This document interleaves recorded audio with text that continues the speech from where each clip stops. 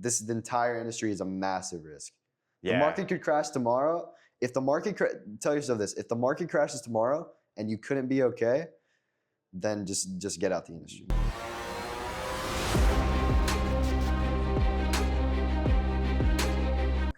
Ladies and gentlemen, welcome back to another episode of the TCG Table podcast. My name is Alan Lee, and I am your host. I am also known as Pokémon Hero TCG. And today, I'm on the road yet again, and I have a very, very special guest with me today. He is known as the Prodigy. I'm calling him that. The one and only, 16 years old, doing it at the highest level, high-end heaven. Christian, how you doing, man? I'm doing great, Alan. Thank you so much. Man. You know, so obviously, where are we at right now? We're in San Antonio, in Texas. Yeah, San Antonio Collecticon. Collecticon. It's been a great time. Yeah, really. Nice, and I appreciate you coming out. We were trying to match our schedule, get everything worked out. So I'm glad everything worked out right now. So yeah, I think jumping right into the question, I'm sure everybody want to get to know you a little bit. I usually start with, you know, how we know each other, but actually this is kind of the first time we're meeting. Right, so, yeah, this is like the first time we know each other, right? Yeah, absolutely. So seeing in person, which is kind of cool, you know, always doing something new. We did have some interaction online. I think you commented on one of Sigma sellers. I did. Yeah, I love those guys. I made a joke to him, so yeah. Yeah, I love those guys. But I've always actually seen your videos, and I'm like, man, how is it that he's just doing it? So I would love to kind of, you know, get to know you a little bit for the next hour or so here. So I think that would be pretty cool. So yeah, let's dive right into it, guys. All right. First question I would love to learn about you is how? You know what I mean? Like, how old are you when you got into this hobby? Right. Tell me everything, your origin story, man. I'll leave you the floor. All right, origin story. I was maybe 6 or 7 years old. And then I got into ripping packs, you know, just like any other kid, right? Yeah. You're ripping packs, having fun, you know, the kid gambling, right? Begged my parents to buy me some stuff. Like I bought like a lot of packs. What kind of packs were you getting Oh, at the I was time? getting, it was like mid-era, it was like Flash Fire era. Okay. It was like amazing. Like I had 3 of the blue Megazards. Ooh. Like it was just the best time. And then, yeah, it was big boxes. There were like huge boxes that I bought. Nice. Right. And then, so you went from ripping, and then what happened? How do you just? I know. I mean, I just had my binder. I put everything in it. Like if it was a regular EX card, right, it could be like a $2 card. I knew no idea. If I thought it looked cool, I'd put it in the binder. Yeah. It would be $2 or it could be $400, like the blue Zard. Sure. So it was nice. And then back then, I really didn't have like too much money to work with, just because, you know, like it's a lot of money. Yeah, it's an It expensive was a lot of hobby. money. So very expensive hobby, especially at like 6 or 7 years old, right? So I kind of got out of it maybe at like 10 years old. Okay. You know, I collected till I was like maybe 9 or 10. yeah. And I got out of it. And then recently, last year in November, I was 15 years old. My friend got me into it. Oh. So I went to a card show, and then he told me just come by, maybe try and make some money, kind of. Yeah. And then he gave me a card, and I did a trade-up challenge. I know it's really hated on. Like I personally, I hate trade-up challenges now. But it's overused. I did it. You got me. Hey, we all gotta start somewhere, though. I mean? gotta That's start fine. somewhere. So I did the trade-up challenge. I got up to, it was about $50, Yeah. and I sold it to a vendor for $40, and that's what I left the weekend with. Nice. It was very nice. So that's kind of what got me into it. I just kept on. I went to the next one. You know, I just kept on trying to buy and resell. And then it wasn't until maybe February where we actually started like putting money into it. Okay.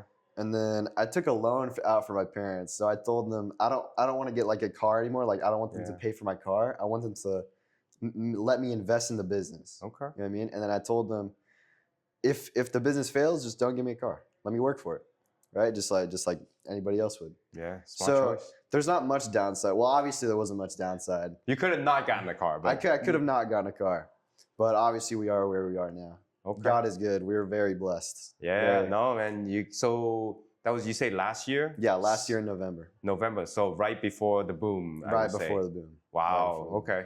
So do you remember like what was your first kind of like moment where you're just like, oh, this makes sense after you got the loan, right? Like where Like- you're like, man, this might actually work, you know? I honestly paid way too high. So at first thing first, I bought it from my friend. He was a vendor. Yeah. And I paid him around $10,000 for this huge single lot. Oh man. It was way too much. I paid him like 87% for like singles. It was like modern singles. Yeah. Like very fortunately, they like kept on rising. So really, I was in it for like much less. Yeah. But it took me a bit to sell. I only went to local shows. Mm. And then my friend told me about collecticons, right? Same person who sold me this lot for 10K. Yeah. So he told me about collecticons. And then I signed up for my first one. It was Chicago Collecticon in April. Oh wow. Okay. Yeah, the beginning of the year. It was very nice. I sold everything, almost everything. Like it was like this was like peak, like boom for the modern market. Yeah. Like, So it was like I'm guessing that was probably like Surging Sparks. It was like Surge Sparks. Like right before Prismatic, I would say. Yeah. Yeah. Okay. Yeah. It was Surge Sparks. Okay. So I went to Chicago. I sold almost everything, all my singles, all my slabs. I didn't have too much. It was like $100 to $300. I grew the business up to, I think I had 50K inventory now. Wow. So it was pretty good. Obviously, I kept on trying to like flip. I wasn't doing too well, like profit wise per month. Yeah. But it was working out. It was something fun. You know, I'd pay for the trips. After Chicago, I saved every dollar I had, and I invested it into 2 cards. I got this one card, a Gold Star Charizard in a PSA 10, like right after Chicago, like straight after. Okay. I paid $35,000. Obviously, it's worth way more now. Way more now. Way man. more now. It was a really clean copy. I got it from probably a good like business friend. His name is Palatine Marketplace, Chris. He's been doing it for almost a decade now. He's shout really out to good. you. Yep, shout out to Palatine, right? No, he doesn't need shout outs. Yeah. You know, he's like that. So I bought it. I sold it for $42,000. It took me about a month to sell. Okay. I think about a month to sell, and then that's when I made. You know, that was the first like big chunk of profit. Yeah. Because usually not used to making that much. Right. So I just kept on. I kept on trying to flip, and then got to where I am now. Damn. Kept on scaling it. Obviously, I had asked my parents to put a little more in. Sure. And then they knew what they were doing. They looked into the market. They looked into how it was going. Nice. And they trusted me a lot. Yeah. Like more than they should have, to be honest. You still alive, so I'm sure they trusted you a lot. If this fails, I'm gone. Yeah. Right. Shout out to the parents. Oh, you know, yeah, they definitely supported you, so that's awesome. I'm very, very lucky to have something like that. So okay. I think I am curious just to kind of get a little bit more detail into that, right? Like when that happened, you bought your, slabs. Did at any point you're like, okay, I want to gear towards like the high end stuff, because obviously there's so many different type of strategies, style. Yes. You can be flipping singles for all I know right now, but what drawn you into like I'm gonna focus on high end? So honestly, after April, I found obviously I did that big Gold Star Charizard sale. Yeah. After that was my first Collecticon in April, and then I just couldn't get enough of it. Like when I looked over the margins and stuff, it was just too low for me. Like really, like for it to be like plausible, I have to sell so many singles, so many like low end slabs. So I did the switch over to about 1,000 plus, and then it just worked out very well for me. Like I started like kind of getting clientele. Sure. Having good clientele for high-end people. Yeah. For very important people. It was just very nice. Nice. Do you find that like social media help you get the clientele? Yes. Okay. My editor, Daniel, he's helped me a lot. Even though I pay him a lot, he's helped a lot. Okay. So I'd say it's worth it. Yeah. Mom is kind of laughing off the side here, but so I'm gonna divert a little bit, but on that subject, I'm curious to see like because I need to grow my social media game. Obviously, I have the podcast channel here, but that's I try to kind of separate that a little bit. For somebody like you who are entrepreneurial, who kind of have that social media experience, maybe you can kind of tell the people watching or listening, right? Like, how did you say, okay, do you have a strategy? Like, what are you aiming for? How do you gain that clientele to kind of get into that high end? So honestly, I think I got lucky, if I'm going to be honest. Sure. So I really just, I just kept on posting my cards. I kept on going to the cons. I follow people. You know, I try and get talked about. Like I try and like be the talk, Yeah. right?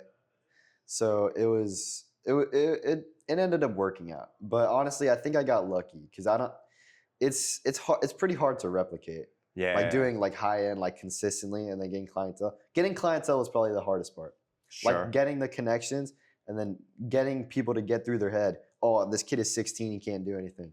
Sure. Like sure, I have sure. to get to like it has to get through their head that I'm 16 years old and then I could do something at this level, at this scale. Sure. So- I imagine that's hard, but also Right. like I think it also again right to your point, it also is something of a drawing point that the first time I've seen you on social media, I was like, wow, this kid is 16 or like you're pretty young. I didn't know exactly your age, but Right. I'm like, there are just so many people out there just doing amazing things. And I'm like, man, I gotta like one day I would love to like talk to them. Here we are, right? Right. So that was really cool. Like when what drawn me to you. So I'm sure like drawn some of your clientele as well. So that's pretty cool. Okay. Obviously, again, I think that you being 16 years old, just having the social media presence, right? I seen you on YouTube. I seen you on my algorithm, and that's kind of really what drawn me to you in the first time.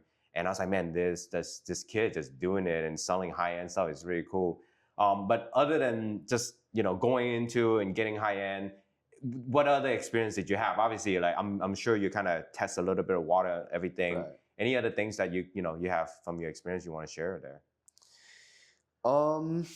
Honestly, there's not really too much to it. Like if you have the money, you can do it. Like really. Like I know it's not really just like not anyone can do it because Yeah. you obviously you need the money, right? But I think honesty is like the best policy. Like really. Yeah. Because if you're not honest to your customers, like they just won't come back. For sure. I think this hobby like solely based on like, It's like trust. your reputation. Yeah, It's reputation. That's what I think. You and I did a deal where you're like, hey, we both have our face, we both have a brand, right? Like, there's no Right. reason for us to like lie to each other. You're Right, like, hey, exactly. send me the card first. And I'm like, yeah, it's Exactly. totally fine, and Yeah. we worked out. So we're always gonna have that like understandable reputation amongst each other, right? So I think Right. that's very important. So, guys, for you, those of you kind of watching, listening at home, right? I think the lesson here consistently on this channel, and you guys seen me talk to so many guests, right? Your reputation matters. The deal, they'll come and go. You're always gonna either cook or sometimes you get cooked. But at the end of the day, Yeah. right? Your reputation is gonna make sure you consistently stay afloat on this hobby, especially during like crazy turbulence time like right now too, right? So, I'm surprised you haven't jumped over One Piece yet. That's a running joke, right? Maybe. Right? We have to talk that off the camera. Maybe. But yeah. So I'm still interested to know, obviously, man, again, you're still relatively young, right? Right. Was it scary for you to just be like, here's like 20K, 30K on one single object that Right. you're like, oh man, now what do I do? How do I get rid of it? How did you Right. build that confidence to, So, it was honestly, it was hard because when I first bought that $35,000 card, first of all, my dad made sure there was no holes. Like he thought we were talking to a scammer. Like it was kind of funny. I bet. Yeah, even though this guy was like probably the most trusted guy like in the industry. Yeah. Like this guy's like massive middleman. But anyway, it was honestly kind of scary. Like I held it for the first like three weeks, like 2-3 weeks, and I was like, wow, I can't sell it because I was used to getting a card, selling it in the next couple days, maybe a week at most. Sure. Because they're just so small, right? Right, Everybody right. has the money to drop $200 on a card, Yeah. but not everybody has the money to drop $42,000. Exactly, right? And Right. that's I think even for me, my struggle is if I'm holding on to something like that in my mind immediately, it's like, okay, I don't have that clientele. And for me to build that clientele, it's not going to be tomorrow. And then most likely, if I'm a vendor at a show, people are going to be like, can I trade in a bunch of stuff Right. to acquire that? And I'm like, that's a kind of wasted effort. So that's kind of what goes through my mind, right? Like what was kind of going through your train of thought and how did you actually end up selling that card, for example? Right. So it went to a person that I met at a kind of local show in Virginia. Huh. Yeah, I was surprised. Yeah. Well, he wasn't the person who bought it. He connected me with the person who bought it. Okay. So it was loose packs. Probably everybody who's watching this knows who loose packs is. Most people should. Yeah. Well, yeah, he's very big in the sealed game. He wanted it for PC. He wants to make sure it was clean. It was a clean copy. Like for a Gold Star's art, it was very clean. Yeah. But like compared to a modern 10, like it's terrible. Like right. there's gonna be at least like a white dot in a corner, maybe 2 white dots. Sure. This specific copy, it had a white dot in the corner. There was Okay. no print line. It was good centering. It was very good copy. Yeah. Like compared to the other ones, it would probably PSA 9 today, which is good for like Gold Star. Yeah. Because usually they're gonna be like maybe 6, 7s, 8s. Yeah. So well, he wanted it for his PC, but then he sold it to my friend right after for his cost when it went up. So it went up to 50K because obviously they all shot up. Yes. It went to 50K. He gave it to my friend for like 40. It was 42K trade. Yeah. So they traded boxes for it because Okay. he was a sealed guy. He could flip the Sure, boxes sure, very sure. easily. So I'd say like if you want to get your confidence up, you just have to do it more. Like if you're not taking risks, you're not doing anything right. For sure. Like really, the entire industry is a massive risk. Yeah. The market could crash tomorrow. If the market tell yourself this: if the market crashes tomorrow and you couldn't be okay, then just get out the industry. Yeah, like, exactly. Actually. Like cash out today. Just cash out. Because if that's your fear, cash out today. Yes. Right. If you will become borderline homeless, like living day to day, you probably shouldn't do high end for the most part. You should have your money in like other stuff that's more safe, and obviously you do this on the side until you can scale it more to where you're still good on the side and then good in the industry. So I think that's kind of where it is. No, that's great advice, man. So guys, like I said, I've always said that there's multiple strategy, right? You got to pick the one that works for you. It's okay to experiment, right? Obviously, don't lose your life over it. Right. But obviously, take calculated risk, and I think it's kind of the lessons here, right? So, okay, man, I think that's pretty awesome. And I think my next question for you would be, so now you made a couple of trade, you're becoming more confident, successful. You kind of starting to navigate around high end. Right. At what point you say, I can make a career out of this? And I don't even know if this is what you want to do as a side hustle, right? But like, at what point you say, hey, this is sustainable, I can make a career? Or are you still at a point where like, I don't know, man, I'm still young, I got plenty of years to figure this out, Tell me your thought. So honestly, I do think this is a career. Okay. Like the amount of money involved in the space and the amount of liquidity of all these very high value and wealthy people buying into the space is very, very good. It's a lot of money, and there's a lot of money to be made. That's why you always have to keep your reputation up, and that's like the most important thing. Yeah. Like if you agree to a deal and you're losing money, but then someone offers you more, that's just terrible. Right. Or if you back out on a deal, like say this for example, I had someone back out of a deal. It was for this Gold Star Rayquaza. It was $225,000. Yeah. My client, he was ready to send me the money. Like the entire money was ready to be wired to my account. Then this guy backs out. Oh. Yeah, it's terrible. I'm not gonna name any names. Sure. But it was like this Gold Star Rayquaza. It was a nice copy. It was a Forcer. There was a Claw Swirl. It was good. But he backed out of 225, which is actually high at the time. Like at the time, that was pretty high. But it was worth like a little bit more. It was probably worth like 240, 250 at the time. But they backed out, and basically their excuse was, we're leaving money on the table, and then they think they can get more. That was basically their excuse. Yeah. It wasn't a good look, really. I mean, it wasn't good. My buyer wasn't happy. Like we'll put it at that. They weren't happy. Understandable, right? I mean, it's they weren't happy. Understandable, right? Like obviously, if you're committing and the other side isn't committing, or there's conversation, again, it comes down to reputation at the end of the day, right? I think we can make sure that everybody understands that. But yeah, man. So going back, like you think this is a career, but you're still so young, man. Like, how do you see this career growing, right? Are you looking to just still be solo? A lot of people, right, eventually started forming a team around them. What's your thought process right now? I think if I can scale it high enough, I think there can definitely be a team around me. Sure. But at this time, usually I'm going into cards 100% by myself. Well, with my parents, of course. Sure. With my parents or by myself, or maybe one other person Yeah. that I'm splitting cards with, 50-50, 50% my side, and then he Yeah. buys the other 50, and we sell it together. Yeah. Or he finds a deal, I find a deal. It's good teamwork. It's very good teamwork. If you find someone like that, I think it could be very good. And there's also two people thinking around it. Because if you're convinced about something, you just need other eyes on it. Like you need other minds on it. Okay. So, and then there's definitely a career to be made. Like I won't say how much I'm making, but I'm doing very well. Yeah, I mean, when you deal with high end, obviously Right. I think it's kind of unspoken that Right. there's good margin enough. Otherwise, people wouldn't Of be course. doing it, right? Of Right. I course. think it is what it is, right? But I think, I think growing a team is kind of interesting, and I am kind of interested to kind of maybe like pick your brain now because we are in such a interesting time now, right? Like, I could talk to you like 3 weeks ago, Right. and we will all be like, "Yay, Pokemon's like Yeah, booming!" exactly. And then 3 weeks later, like, what the hell happened, guys? It's crazy. So I would love, like, first of all, I would love to just get your take on right now what's going on, right? Just kind of tell everybody what your thought process is.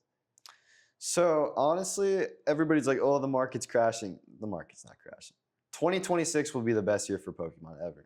That's my take.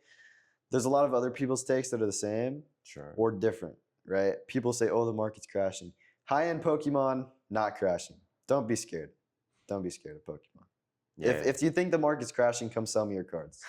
I'll pay. Hey, you guys want instant liquidity? I'm paying 70%, 80%. I'm right here. Yeah, this man don't lie. I'm right here. Yeah. But if I think modern will be crashing. For sure. Modern's not doing well. There's just too many of them. It's too easy to get the cards. It's also one of the reasons why I got out of modern in the first place. Yeah, that makes sense. Yeah. I mean, it's all right, but honestly, modern just shouldn't be good. Like Yeah. mid-era is still all right, but if you want to make true money in this market, vintage. Like you have to buy and resell vintage. Yeah, of course, because I mean, it's just the natural way of things works, right? As the cards gets older, it gets harder to acquire, right? And the lower, especially like lower populations one. I mean, I think if we scale forward 10, 20 years from now, right? I wonder what the current modern population will ultimately, like how would that move, right? Yes. So, I don't know with PSA and all of that grading company now being so, accessible to people. So yeah, I think I wonder if truly this is kind of where the tipping point is. I am curious to see, for the viewers, right? If you say high end is, sustaining, modern is kind of crashing, what would your advice be for people who are just kind of getting into the hobby? Let's start there. Just getting into the hobby, somebody brand new and they want to collect and maybe they want to work towards high end. Do you have any strategy that you can kind of think of for those people? So if you're just getting in, it really just depends on what type of budget you have to put into the business and scale yourself. Like let's say like not everyone's as lucky as me to have such loving parents to give me 10K. Right? I need some loving parents. You guys loving adopting? parents, right? I mean, yeah, 10K is a lot of money. Yeah. I'd get killed if I lost that money, really. Yeah, for But sure. if you like, let's say you just have a couple $100. Let's say you have $500 that you are okay spending, and you're okay to lose it if it doesn't work out. Like $500, I'm not saying that's not a lot of money, but I'm saying like it's accessible easily to where if you lose it, then you can get it back. Sure. So if you have a couple $100, put it into the Pokemon cards. Buy some raw cards, maybe buy a slab or two, and just try and resell it. Okay. Set up somewhere locally for a show. It's an easy Google search. Would you? So I'm gonna play devil's advocate, right? Because I'm gonna be like, wait a minute, Christian. You just told me modern's going down, and I only have $500. I can only afford modern, right? So educate me. What's the best way for me to like kind of get out of that infinite loop trap, right? If you will. So as much as modern's going down, if you're moving your cards fast, there's still money to be made, still buying modern cards. but there's not as much money to be made as in the vintage high-end space. Sure. So if you, I mean, raw cards are still, you can still buy vintage raw for cheaper. Like for like first ed base set, you want to buy like damaged copies. Like those are still pretty liquid. Yeah. Like they're more liquid than people think. Just because there's nicks everywhere, there's a crease. Oh, it's gonna be a PSA 2. Like it's still sellable. Like it's still easily sellable. Somebody's gonna want it for their binder. You just have to do your research, see what's liquid, and then see what you can sell yourself. Nice. Okay. Yeah. Okay. That's the thing. Now, kind of deviating a little bit, right? Do you ever gray, or do you? I mean, I'm pretty sure I know the answer to it, but I'm curious to see if you do gray. If you even look at raw cards, like, hey, this is gradable. What's your take on grading, and would you suggest people to grade or go straight to like slabs, right, with that $500 investment? So honestly, I think the best way to make money in the space, if you're not starting with a lot of capital, is to grade cards. Yeah. I think you really should be grading cards, but only if you know what to do. Yeah. If you don't know what you're doing, you're going to lose a lot of money. Like it's very easy to lose a lot of money while grading, because the grading fees and the upcharge fees, they kill you. Tell me about it. Like today, just today alone, I graded 56 cards and I had to send it to Beckett. And man, it eat a hole in my wallet, right? And Beckett charge you upfront, not even after they grade. So I mean, you can't get away with it. But yeah, I think definitely like the grading definitely is where you get the most margin. I would also agree. Guys, and shameless plug, I do have an episode this season specifically for graders out there who wants to learn about grading. So, y'all might want to watch out, see the last episode. I don't know, maybe the next episode. We'll see which one I put in, But yeah, I mean, going back to that. So do you grade? Okay, that's what I figure. I graded a few times. I would love to hear that experience. Yeah, man. Black Friday last year, we got like the 2 Silver Tempest, but me and my dad, we went to Target for the Black Friday deals. We both got, we got a Silver Tempest, a Lost Origin. I think it was Astro Radiance, and then one other set of ETBs. I told myself I was gonna resell them, but I just couldn't resist it. Like I just ripped them all. Same. I ripped them all. It was honestly very good that I ripped them all. I pulled a Silver Tempest Lugia. It was absolutely perfect. Like it was perfect. Another example. See, I was on the Call Lounge podcast last week, and I told people, I'm like, a lot of the vendors, a lot of people got back into the hobby because of that Silver Tempest Lugia, and that thing always moves no matter where. It's a very liquid card. It's such a utility knife. Right. That's what I call it, right? You can sell it, you can trade it for like high percentage. If not, like sometimes I've gotten vendor will just give me straight trade on that card because they're like, I missed a copy of this, I want it. But yeah, sorry, continue. So you ripped through it, you got the Lugia. I ripped through it. I sent it to PSA 10. I said 3 other cards, and then they didn't 10, so I just cracked them, sold them regularly. And then this Lugia, it 10'd, so then I looked at it, I was like, wow, this looks perfect. I gave it to my friend, he looked at it, he was like, wow, this looks perfect too. So then I sent it to Beckett. Unfortunately, it didn't black though. I wish it did. That would be a crazy come up. It just BGS 10 though. BGS 10, I sold it for $1,200.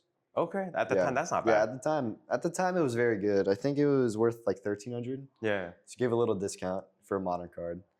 So it was a good come up because the ETBs were $20 each. So $20 times 4, $80 times 2. Sure. Plus the grading fee. It was $160. So we made very well. Our cost was probably $250 to $300. I don't remember exactly. Yeah. But it was something like that. Yeah, man, you know your math. That's good, man. Guys, you got to know your numbers. Yeah. But yeah, I think. Do you ever get, obviously you ripped it, do you get emotionally attached to it? You're like, man, I like this card. No, not really. My mom does though. Hey, my mom gets attached. Yeah. She likes the cards. Nice. I mean, I don't really get attached too much for, like raw cards, single cards. Sure. But I know my mom likes the cards a lot. Yeah. It's also, it's an investment.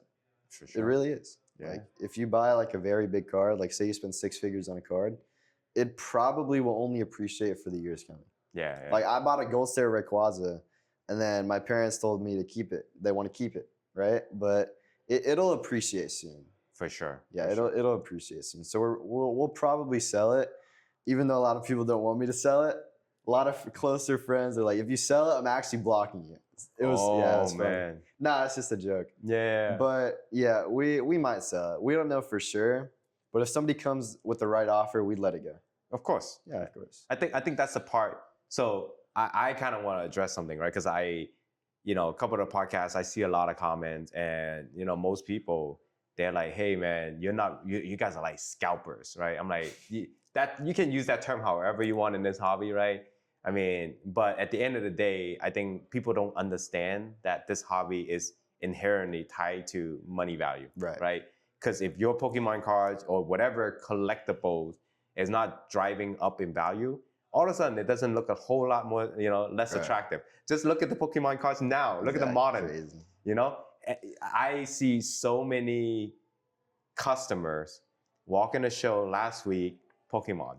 The next week, they're like, oh, we are One Piece collectors, right? There's a reason why. Because the value is down. It's less attractive. People are jumping to other things that is going to be more attractive, right? It's kind of like, we're kind of like fireflies, right? We just kind of fly towards, the lights, no matter what happens. So I definitely can see that.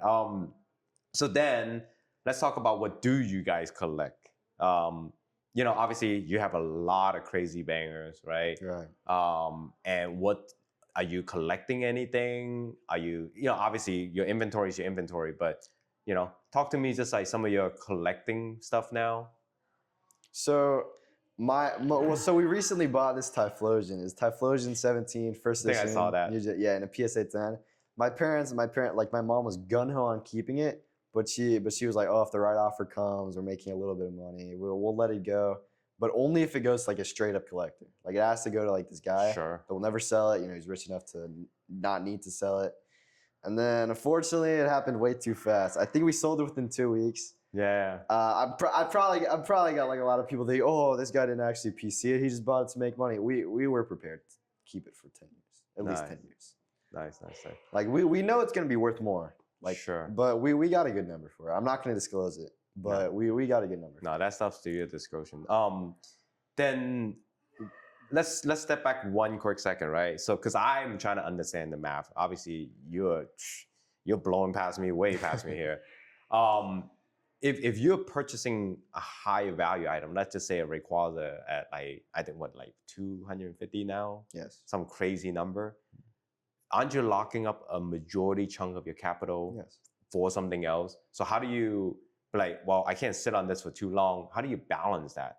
You just have to have enough capital to work with, to be honest. Like I can have that capital locked away and still be able to flip and make a lot of money per month. Man, you just made me feel poor. My fault. No. No, but that's a testament to your ability to generate enough for you to say that, right? I think again, I feel like I'm, coming up here because I recently picked up the Poncho Mario, and I'm like, oh, I feel good. I actually can stash this away and not, kill my inventory, right? Right. But man, you just did it so many times more over in the right cards that you done your research, right? Yes. So okay, so that makes sense, man. Yes, I make sure every one of my plays is calculated right now. I really do make sure of that because at the beginning, I've only lost money once. I'm very, very blessed for that. I've only lost money one time on a card. It was this tag team card. It was terrible. So tell me about it. Tell me. I'd love to hear it. It was this Gengar Mimikyu in a 10. Oh yeah. I bought it when there was one high sale. Like 45. Pretty sure. Well, right now it's 45. This was back then. This was like months and months ago. Okay. It was when it was worth like not 4K. It was when it was 2K. Okay. There was one high sale of 35. I'm pretty sure it's fake. So I paid this guy 3K, and then I ended up having to hold it for. I think I held it for like a month and a half before just giving up, and I sold it for 2. Okay. So it wasn't that nice. It wasn't nice, but I figured you have to keep things moving. Yeah. And then at the time, I could use the capital. Sure. Like 2,000 was a lot at that time. Yeah. It wasn't just like, oh, knickknacks right now where like I don't really need $2,000 that I can hold the card and hope that it goes up. Sure. For me to not lose money. Because right now, like I would never lose money. I do not like losing money. No, like I'm very against it. No, that's smart, man. See guys, for those of you who think, he's just born with money, that's not true, man. No. This man grinded out, and that's really crazy for a 16 years old if you think about it. So that's why I say like all the respect to you guys, right? Yeah. I think my own experience on it as well. I've recently picked up, like way when the boom, the modern like was kicking off again. I picked up a bunch of cards, and then I had to go to Japan for like about 2 weeks. And of course, right when I went to Japan, everything started dipping, and I couldn't even sell, right? So I come back from Japan, some of the cards like kind of taper off, and I was like, man. And recently, I was just like, okay, I'm just gonna cut my loss, right? For like $100, $200. I traded out to something else. And then I started like, just started trading it out again and then started coming back up. So I think now I'm back into the positive on those cards that I, came out a negative of. And at some point, right, I think that goes to everybody's mind, right? Which is like, oh man, I'm losing money. I should just hold on to it until like I gain that money back. Right. But I also think about like, okay, how long is that? Right. How many times can I turn over and make that back faster already? So sometimes it's not a bad idea to cut your loss early. Of course. And, kind of get it back. So, amen, especially with something, if it's like a high-end card. Yeah, of course. That would be like way crazy, man. So it's very crazy. Yeah. So any other advice you want to give to our viewers before we kind of switch over to some, product showcase or anything like that? In 2026, especially, like, cause you look, we all scared, but you just said, it's gonna be the best year ever. So maybe prepare for us for the apocalypse. So yeah, maybe I'm just like sweet talking, I'm sugarcoating it. But honestly, I really do think, because think about it, why would I have so much money invested into this space and all these other people? Like I'm sure you guys know all these other big vendors, these big buyers. Why are they spending so much money? And they basically have all of their money lined up in Pokemon cards. Think about that. How is that plausible? If they think their market's gonna crash, and these are people that have been in this space for years and years, like decades. Yeah. So why would they have it in the space? I mean, to be quite honest, right? They're looking for this opportunity to buy the dip, if anything. This is the dip. That's why I bought the Gold Star Ray. It went up. I got a decent price on it. I bought it. I bought the dip. I mean, you gotta buy the dip. If you don't take a risk, if you don't take a risk, you just can't. Nice. Like you just can't do Pokemon. Yeah, I mean that's true. Yeah, it's a lot of money, but you gotta be willing to take the risk. Sometimes I almost think about like on the weekly basis the amount of money coming in and out. I just feel like it's like monopoly money. It's not even real, you know what I mean? Like, man, I don't realize the dollar. I just realize the portfolio, I actually felt the same way. It was like this, it all just feels so unreal. Like I'm just so blessed to be able to do this at such like a high level. Like the money doesn't even feel real anymore. Like if you get to a point to where like you make enough and then it just doesn't feel the same. Yeah. And I understand it's hard for like people who don't do it at that level to kind of understand it. I myself don't do it at that level. So I'm comprehending it, right? Obviously, I've seen it in action. I've seen how you guys handle the transaction. I've seen the numbers of transaction, right? So again, man, it's a crazy testament. But yeah, man, I think I would love to have you maybe showcase some of the, or even like a Grail that you have. Talk through it, and then I also have other questions too. But I would love to have you showcase your card right now to kind of kickstart us in the last segment here. Yeah, so I brought this BGS 10 Lugia and a PSA 10 or the BGS 10. BGS 10 Lugia from Neo Genesis First Edition. Can I take a look at it? Yeah, of course. Man, it's a very expensive card, valued at over $200,000. Wow. Yes, guys, I'm just holding a $200,000 card in my hand, man. I know, right? What's the pop on this? Pop 4. It's very low. That's one. I'm holding one of the 4 in the world, guys. One of the 4. I'm just saying. That's crazy, and that's probably Mama's card, Probably is. Probably is. You know what? That's actually a really interesting thing. Like, your parents got into it with you, right? Because I'm, just hearing this story, it sounds like you got into it first, and now your parents kind of like, oh, I like this too, So that's pretty cool too. Yeah. So yeah, walk me through it, man. Like, what's the significance? So the significance is, it's probably one of the most popular WotC cards of all time. Yeah. And it's first edition too. And the fact that it's rated in a pristine 10 from BGS, like that, So in a PSA 10, that's already gem mint, right? Yeah. But when it goes to a BGS 10, it's worth much more. Like the multiplier is different on every card. Like on this, it's not too much. I'd say a PSA 10 is worth around $120,000, $130,000. This one's valued at a little over $200,000. So, and then usually, sometimes it's different, right? Yeah. Like, say for the same set, Neo Genesis First Edition is Slow King. A Slow King is worth around 40, 50 grand in a PSA 10, but a BGS 10 is worth well over 100 grand. So that's more than double. Yeah, that's crazy talk. Yeah. So man, I gotta take a look at this, man. Of course. This is, my goodness, this is so crazy. Just wow, it is. There's not like a single white dot in this. That's very wild. it's very clean copy. Yeah.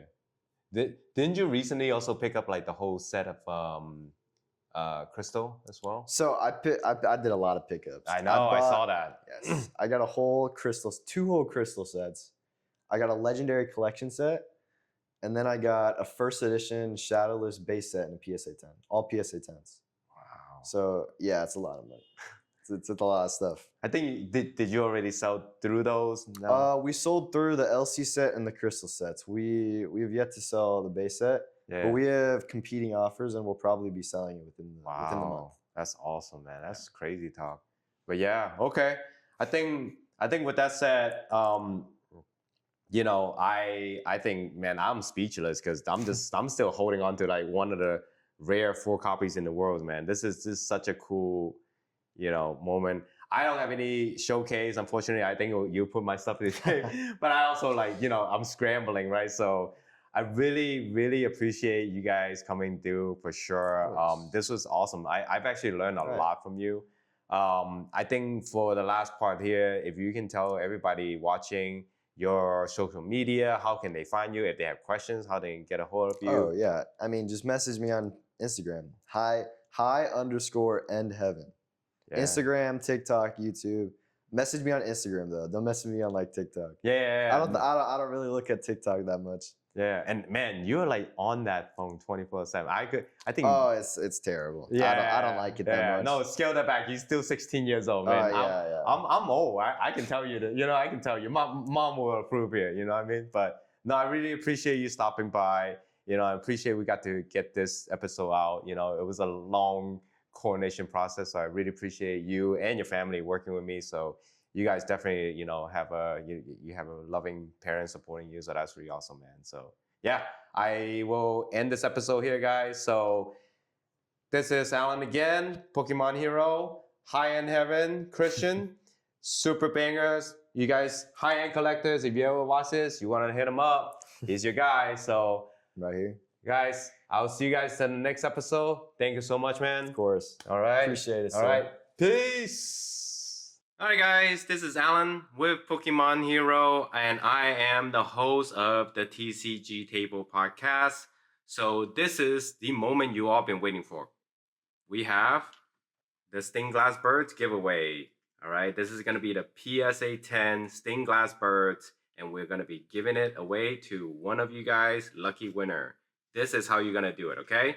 We are on the push to get our first 1,000 subscriber on the YouTube channel. So all you really have to do is subscribe to the channel, turn on the bell notification, and then also like one of our videos, okay?